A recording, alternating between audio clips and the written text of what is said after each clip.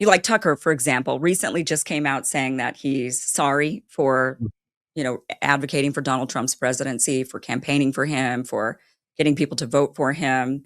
I think a lot of people are feeling that way. A lot of people are feeling really betrayed by Trump. They're feeling really duped. They're feeling like, how they feel. They feel a lot like I think Obama voters felt Yeah.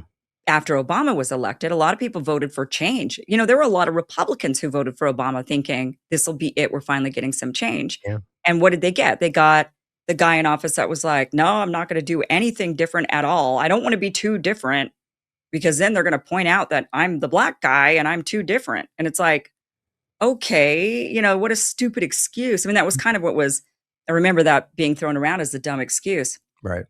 Um, It's a similar thing. Well, sorry, go ahead. Yeah. So with Trump, a lot of people are feeling, and then for whatever reason, Trump is going along with all the same bullshit as normal. And a lot of us think, well, he must be compromised. They must have something on that guy. One of two things, in my mind, they either have something on, I don't think they have anything on him. I don't think he cares if they had like sexual tapes or him doing this, that, or the other. I think he's Teflon Don. But I wouldn't be surprised if they had something on Ivanka. And if that was super embarrassing, he didn't want that to come out, or they've got something on Melania, where he's protecting somebody he really cares for. I wouldn't be surprised about that in the Epstein files. Or I think the guy might be being drugged. I mean, or mind control. I mean, they didn't do all those MK Ultra things for, experiments for nothing. And they've been doing them for decades now. They must have been able to accomplish something in their quest to mind control people. And so I'm thinking, maybe he's being mind controlled. Look into neuroscience. This is these again, they added to the list of things we're pointing to that are one. I mean, you could question whether the government documentation, scientific studies, patents are false. That's a fair question. But there's tons of information. James Giordano from the government talked about this during COVID. Neuroscience using like optogenetics and magnitude to literally cause your body to do things, cause your body, like if you looked into optogenetics, right? I mean, they have a new optogenetics program for DARPA right now, the generative optogenetics program, where basically it's simply using like light pulses and different things to cause your body to have certain reactions. Like the Rockefeller Institute did an entire study on this with ferritin particles. And I think we talked about this during the nanoparticle smart dust conversation we had a while back. Anyway, I went off on a trail there. The point was that these things were the neuroscience, it ties directly in with that point. And you can verify that this stuff is real. And his argument is that this stuff was used during COVID-19. Catherine Austin Fitts is of the mind that this is something that is in real time, in play, and that would be something that could cause people to act against their own interest. Now, I'm not saying that's what's happening, but just interesting you say that because something's happening. Grappling with this. Like, let me add this though, right out of the gate. It's just as likely, I'm going to say I believe this is the case, just as likely, though, as any other possibility that Trump is just this person. And I think he's exactly who he was in the first administration, and he's doing the same things now. I think that most people who think he's suddenly changed were just believing he was the peace president, believing the narrative, and every day he shows you something different. But to your point, though, we should also consider that there's something being done to him. Blackmail on that conversation seems to be the most likely to me. Epstein, obviously. I mean, look at the way they handled that, Yeah, right. There's definitely something that was going on there. But yeah, I mean, it's either got to be he's being blackmailed or he's being drugged. I mean, he's acting so erratic. He might be being drugged. They just might be slipping stuff into his Diet Coke. Well, it could also be desperation. Like, so if you think about this in the sense of what's happening, and you were doing this longer than me. And so Trump is... He's a very interesting character. And I think I don't see a world in which he is capable of like making himself look stupid for an agenda. Like he's a narcissist, right? And so it's like when you watch this Iran deal and how he's, they're begging for a deal and then, over and over and over. I mean, at some point you're just like, this is like a shame ritual. Like what's happening right now? And so you have to wonder whether or not there's something, like somebody else in control, and that it's not even about like you said, blackmail or something else. But this is where I think about like an outside force, like Zionism and an Israel influence, which again shouldn't be even remotely dismissed. It's functionally in the conversation. It's like one of the, it's part of his administration. And so, is that a driving effort to sort of collapse this country? Because let's not forget their prophetic discussion that both Zionists in our the administration and in Israel's cabinet openly believe that the West has to collapse to bring on the end times. He just told us that this was Armageddon, Hegseth, to the military. So my point is, all this could be in a way to sort of just bring this down, and it's not even under control. Just many different thoughts. Okay, so you were of the, I'm sure, I know Whitney Webb was also of this mindset, and Derek Rose as well, that Trump, like the thinking of, we saw it, meaning you three and others, saw that Trump was this, not what he was claiming, that he was this warmonger, that he's basically everything you're seeing right now. He was that, and you're not surprised by any of this, right? And I've seen that, Derek especially, he's pretty aggressive about it online, where he's like, how dare, you should have known better. And all of you two, everybody that thought any differently was an idiot, kind of a thing. Well, generally right, but Right. But at the same time, I mean, I don't blame, I mean, I certainly thought Trump would be better than Kamala Harris. Our options were Trump and Kamala Harris. I didn't vote for either of them, but that is ultimately the option. I mean, I try my best. I vote third party or whatever, but I know that it's really going to come down to one of these two. And I think, and until more people vote third party like I do, or maybe like you, who I don't know, but then things are going to continue to be in this duopoly that we're in. And so I definitely did think Trump would be better than Kamala Harris. I mean, I think we saw what the Biden administration was doing, didn't like it, Yeah. was pretty unsatisfied with it, and the only thing that we have as voters is to vote in change. And I will say that I do think that even if Trump, even if some of yourself, Whitney, Derek, you guys were able to see, because you guys are really incredible researchers, you're very, very thorough.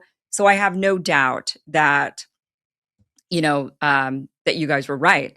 But the question, voting for Trump is, even if he was going to end up the way he has, it's still a signal to the political class Mhm. that we are unhappy. Like, because what is the alternative? I guess is my question is, Mm. for you and others that have that, like, look, you guys, he was always this way, so you shouldn't be surprised. Okay, but what's the alternative? Oh. Because I think that voting for him at least said, signaled to the political class, we don't want war anymore. We don't like supporting Israel willy-nilly, Mm. for whatever they want. We don't like these things. And now with Trump still doing those things, so we ended up getting more of the same. But guess what? People are still saying, we didn't want any of this. We Mm. didn't vote for any of this. You've now betrayed us.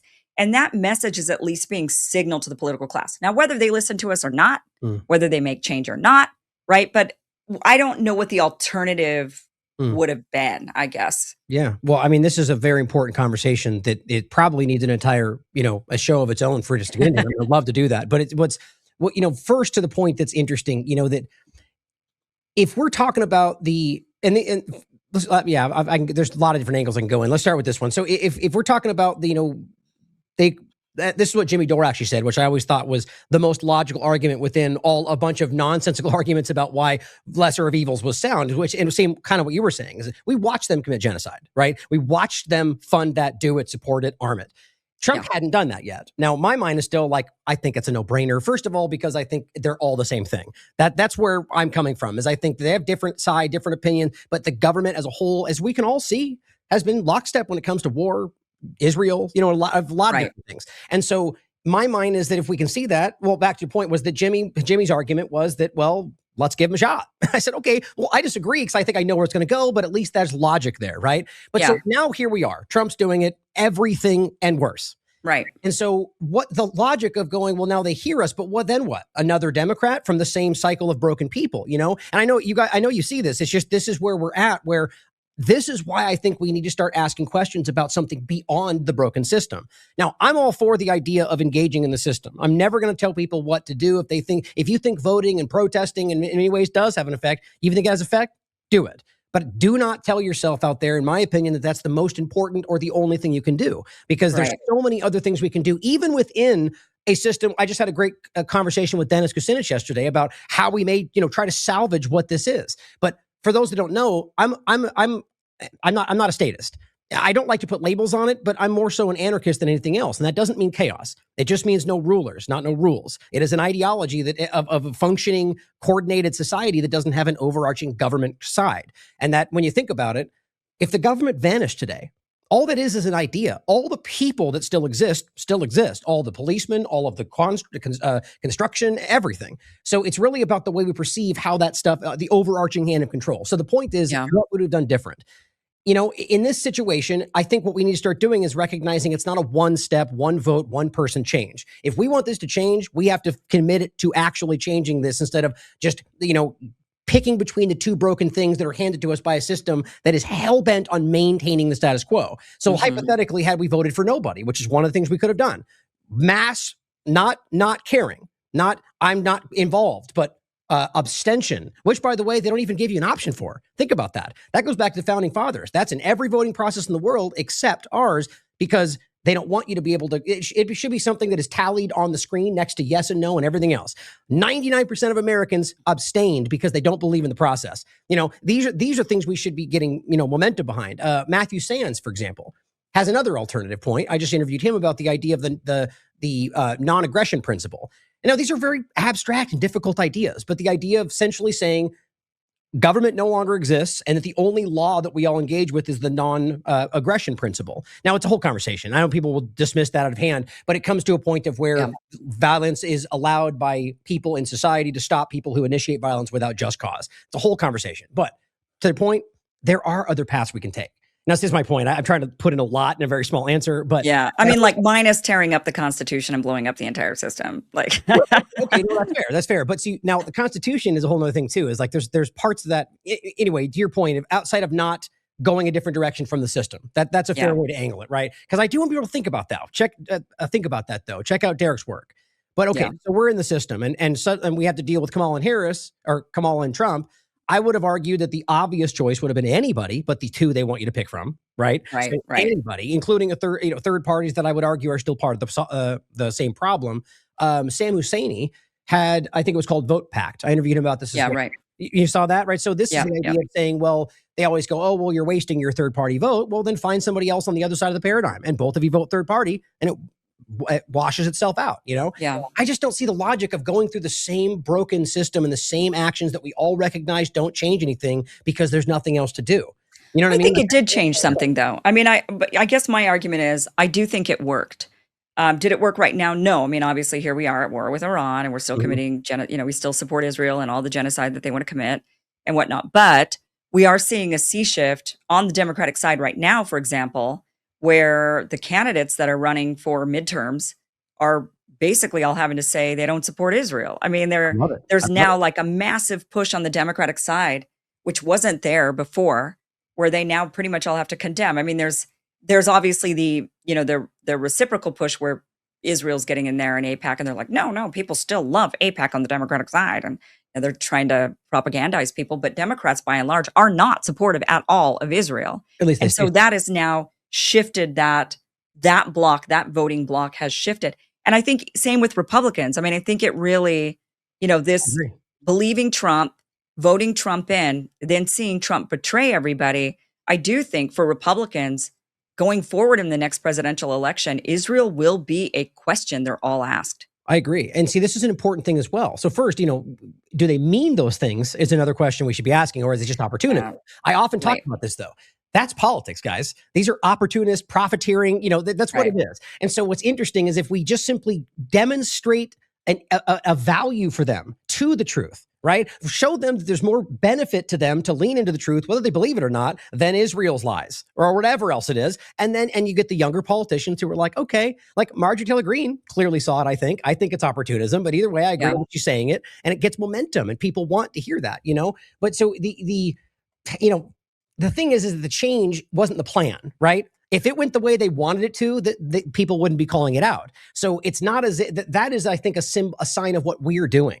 Whether or not their plan went that direction, people are just tired of it, which is, again, why I think what we're getting into in the larger technocratic globalist conversation is about transitioning away from the system entirely to something they no longer care what our opinion is. But, that's an important thing to think about, is that right now, I think they're just trying to get us to think that they're on board. So hypothetically, the next election comes around, right? Well, they're going to yell whatever they want you to yell. The question is, do they do something different? And then we go through another midterm, another presidential election, and they don't do anything different. Now what do we do? You know what I mean? It's like, so this goes back to the point of third party, other conversations. I just think we're there already. I think we've gone through this so many times that we don't go, let's wait for one more or another transition, that we see that these things don't work. We see they've been weaponized. And then the bigger conversation for me, does our vote even translate? And this is what's more difficult for most people, is that we can get into all we just talked about, But what if they've already broken this to a degree to where your vote doesn't even translate to the outcome anymore? And both sides argue that from different perspectives, Yeah. And so it's like, then what do you do? So what if you can prove your vote doesn't even get to the end point? Do you still vote?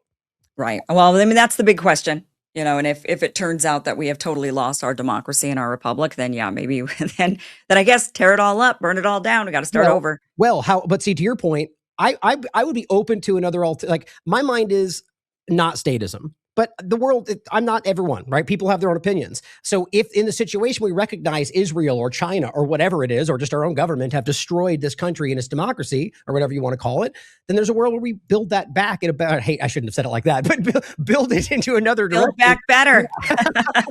Where we build it, to what we want it to be from the ashes of what they destroyed back to a democracy. I just want to see it go a direction away from government, but I know that's a difficult path for people. Thanks for watching this clip from the full Kim Iverson Show, which you can catch Monday through Friday, 2 p.m. Pacific, 5 p.m. Eastern, for free at KimIversonShow.com. See you there.